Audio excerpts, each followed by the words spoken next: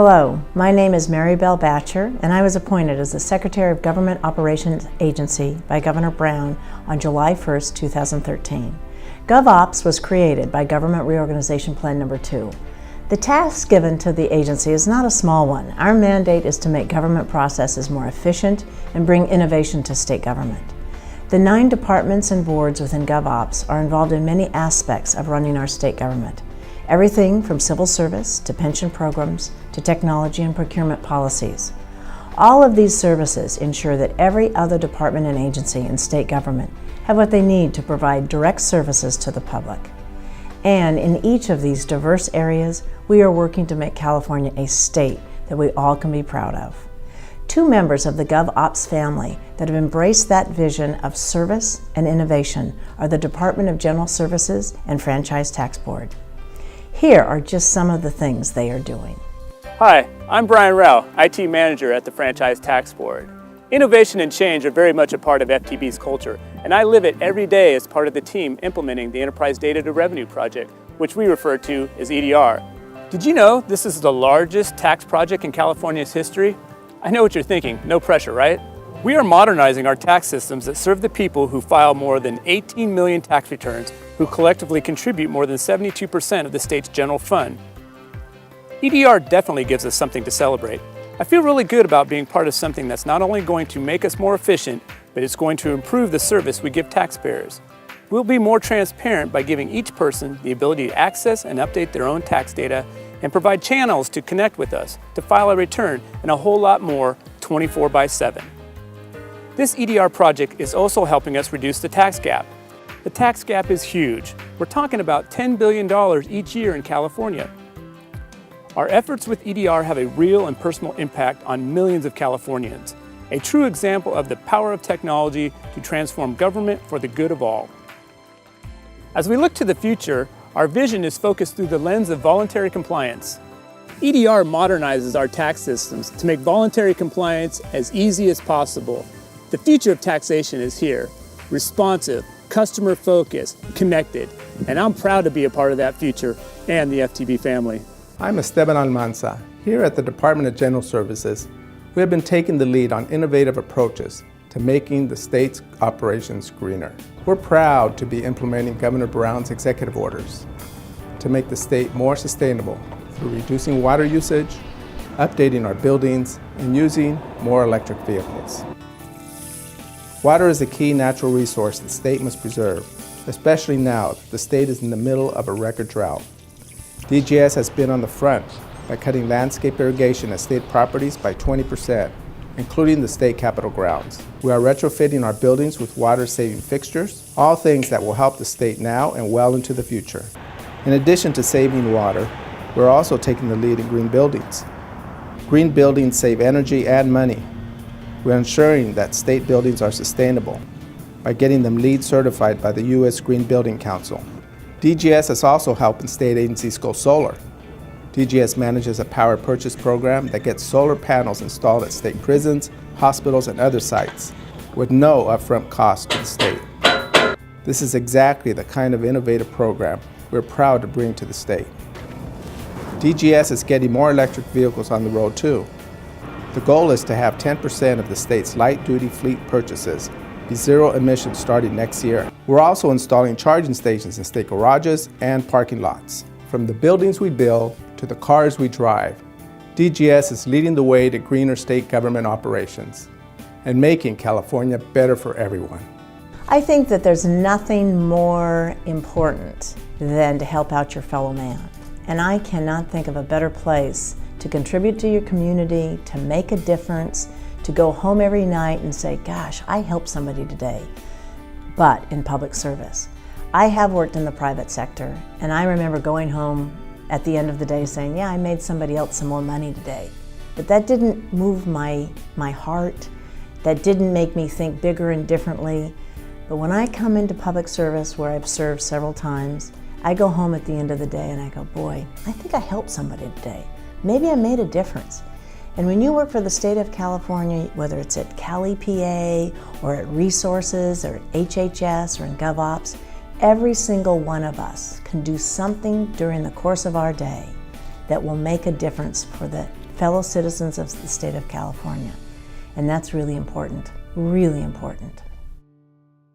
Ladies and gentlemen, let's all welcome Marybel Batjer, Secretary of the California Government Operations Agency.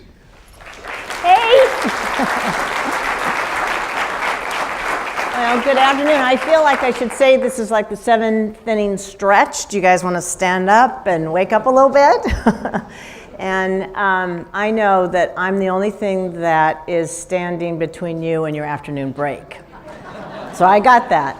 And I'm going to share with you today some things that I've kind of been worrying about. Uplifting, right? But I think there's a real silver lining to some of my worries. And that silver lining, I know, is going to incorporate in the years to come all of you. So CalHR is one of the 9 departments that is in GovOps. You saw that earlier on the video. And within CalHR, it's the old DPA, as you know, CalHR is responsible for workforce planning in the state of California. It's huge. It's very, very important to all of us. Not only in terms of how we hire, why we hire, when we hire, the engagement of our employees. It encompasses all that, our strategic planning. It's extremely important. What I'm really concerned about, and I know you all know these numbers too, 40% of the state employees can retire in 5 years. 40%. 67% of the CEAs can retire in 5 years. Holy smokes, those are huge numbers that should really frighten all of us. Okay, so who the heck's going to take their place? Well, the next generation is known as the millennials, and they are the Gen Yers. Now, I suspect that some of you in this room have some millennials at your home, in your household, that you care for every day. So you do a Google search of millennial, guess what comes up? Self-centered, selfish, narcissistic, self-absorbed. Whew. Does that kind of sound right to y'all? Ugh. Well, you know what? That's kind of pessimistic. And I don't agree with it. And you know what? I've done a lot of research and some study on this. Because as I said, workforce planning is critical to all of us. And it's so important in GovOps because of CalHR being one of our departments. So you do a little study, you look at the data. They're doing a lot of surveying of the millennials right now because you know what? There are 80 million of them. They were born somewhere mid-80s, 1980s to 2000. About 25% of the workforce in the country right now is made up of millennials. In just 11 short years, they're going to make up 75% of our workforce.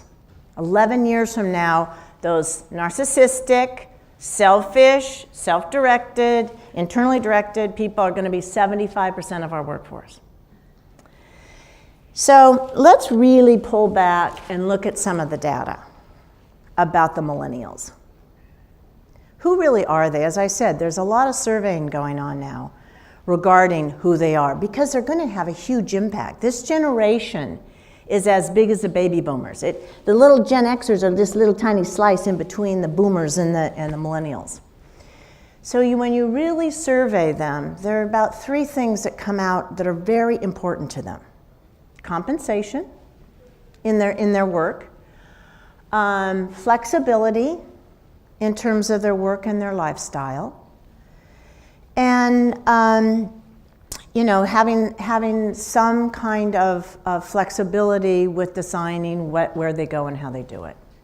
That's not a lot different than Xers and boomers, which I'm pretty sure we mostly are. But you know what? They think of these things very differently than we. Compensation may be really strong where we sit. Success in our job is defined a lot by maybe how well we do, how much we're paid. We haven't been as good with our flexibility needs in our work. Millennials, however, order things very, very differently. Meaningful work is absolutely central to them. Well above compensation, well above flexibility of work. It is absolutely central. So then you say, okay, where does that take us? What does that mean? Well, if you look at where they're going in terms of a career, if there's something that's meaningful, it usually means doing something that goes to their heart, if you will. And this is where the silver lining becomes even better. Because in public service, we can offer, and I mentioned it a little bit in the video, we can offer things to people that can make a difference in their lives. We can take those things that are important to millennials, we can plug them in. So while we've been told for the last 10, 20 years that we're losing the really smart, bright people to the private sector, here in California, in the technology world, we hear all the time we can't hire really smart, bright people because they want to go to Silicon Valley. Well, I dare say and challenge all of us that the millennials are bringing a new and better attitude in terms of meaningful work and the commitment to meaningful work than we've seen in a couple generations or more, frankly. Okay, so then I say to myself, that is fantastic. We have 80 million people entering the workforce. In 11 years, they're going to be 75% of the workforce. And they care more about doing a great job that's something meaningful, making a difference every day for their fellow man and woman. So how do we hire them in the state of California? Okay, well, let's just say I'm a millennial for a minute. I know, not even close, but let's just say I'm a recent grad from UC Berkeley, Davis, Cal State. I'm an environmental science, Bachelor of Science degreed person. And I want to save the world. I want to make a difference. I want to do something about global climate and climate change. Boy, the best place to do that is California state government. So, how do I get a job in California state government? I go online, because that's where I live, is online. I don't go to an app, because we don't have an app to employ people in state government. Okay, I go online and I look for something that relates to environmental science that I can do. And I search, and I go from website to website, and it's hard. Finally, I figure out it's an SSA1 that I'm supposed to be trying to get a job with. I don't understand the job description. It's nothing like the one at the environmental science firm that I applied for in Berkeley. It doesn't even look, this language is not the same that the state uses to describe that job that the private sector. I mean, it doesn't make any sense. And remember, I am so used to doing everything digitally. I grew up being educated digitally. I entertain myself digitally. I shop, do my retail digitally, everything. My communications or conversations, it's not with this person sitting next to me. It's on Instagram, it's on Twitter, that's my conversation. And I'm going to look for a job in California state government, and I can't even find where to go. Okay, so I finally get there. And I find out that I have to take an exam. Now, I have applied in a whole bunch of places. Not one has told me about an exam. But, all right. Because remember, I want to save the world. And I think the best place to do it is public service. So, I sign up, and I find out what I'm signing up for is a seat in the exam, not the exam. Okay, so that's a couple more weeks. So I finally get the exam. I get to take the exam. Now, it might be online, Might be a piece of paper and a pencil. I haven't even taken a test like that in I don't know how many years. Okay, so I take an exam, and then I find out I'm scored. You know, we're all scored in exams. But I don't know what rank I am. I don't know how that works. Somebody finally kind of explains it to me. I kind of get it. So then I wait. Now we're not talking days now. We're talking a couple weeks. And then I get told that I did really well. I'm in a rank. I'm going to get an interview. Wow. Finally, something is beginning to make some sense to me. I get an interview. So it's scheduled. Again, we're now talking more days clicking by. I'm graduating from college. I've got big debt. I got to get working. And I want to work. I want to work. So, and there are other jobs that are coming along, but I want to work for the state of California. So I get in the interview. There are 3 people. They don't look like me. You know what they look like, don't you? They don't talk like I talk. And goodness, they didn't grow up in the digital world like I did. I can tell. So, okay, I think I did really well. And I find out I did. And I get hired. Yahoo! I am finally in the state of California. I can become a public servant, and this is cool. So I'm given a day to show up, and I'm told, be here at 8 a.m. Okay. And I get there, and I'm greeted, and I'm told that I'll be there from 8 to 5, not a minute before or a minute after. That's totally foreign to me. And I'm also told that, your desk, it's down there. See all those cubicles, those gray cubicles? It's down around the corner, and you don't have a window, and I'll walk you over there. There's a PC. It's 5 years old, probably. And, here's some papers to fill out. Filling out papers. And then they say, you know what? We will be bringing a timesheet to you, in a couple weeks, the end of the month. You'll have to fill that out. Nothing I have just described to you relates one bit to that young millennial's life. Nothing.